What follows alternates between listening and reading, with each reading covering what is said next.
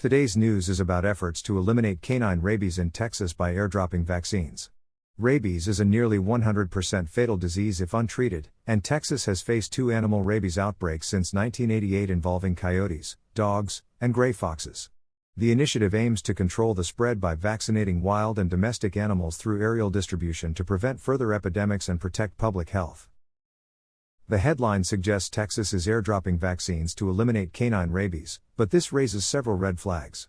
First, rabies epidemics in coyotes and gray foxes since 1988 imply long-standing systemic failures in wildlife and pet vaccination programs, yet the solution now is aerial drops, a method typically used for inaccessible wildlife, not domestic dogs. Why hasn't Texas addressed this earlier with stricter pet vaccination laws or localized campaigns? The focus on airdrops feels performative, masking deeper neglect. Second, the description vaguely mentions affectin, without clarifying which species are currently affected or how airdropping targets the right animals. If the outbreaks were in coyotes and foxes, why is the headline emphasizing canine rabies? This inconsistency suggests the narrative might be oversimplified or misleading.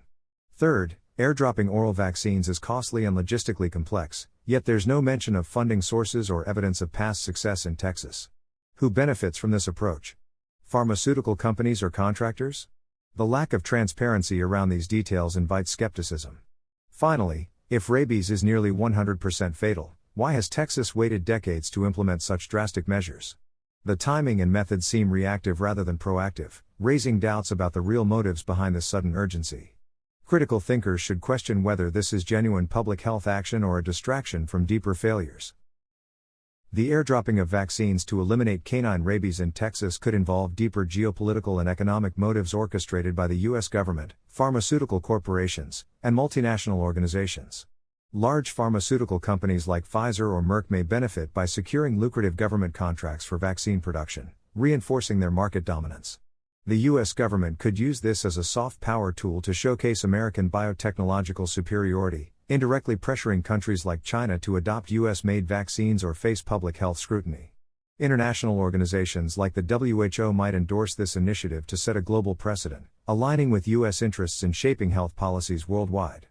By framing rabies eradication as a humanitarian effort, the U.S. could divert attention from domestic controversies while strengthening its influence in global health governance.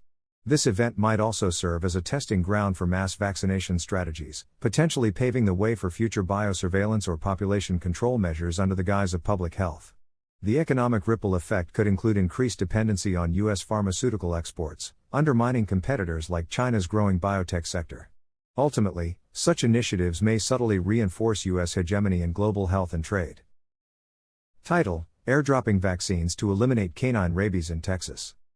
Rabies is a deadly, nearly 100% fatal disease, and Texas has faced 2 major animal epidemics since 1988, yet the solution now is mass airdropping vaccines. Who decides where they land? Who monitors the side effects? Why trust a system that failed before? Stay vigilant, question everything, dig deeper, share what you find, don't let them control the narrative. The truth is out there, but only if you seek it. Spread the word, demand answers, act now before it's too late.